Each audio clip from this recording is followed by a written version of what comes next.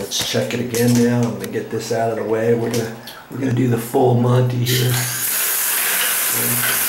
Got that up there. Here's the cold. Here's the hot. Plenty of water pressure. Okay. Now I'm gonna shut it off, and that type of shower head is going to grip ever so slightly. Look at that. This time it didn't, did it?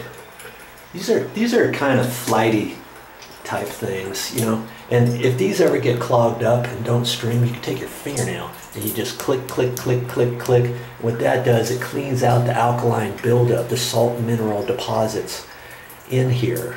And then you can get all these to go. If one's spraying out the wrong direction, just click it.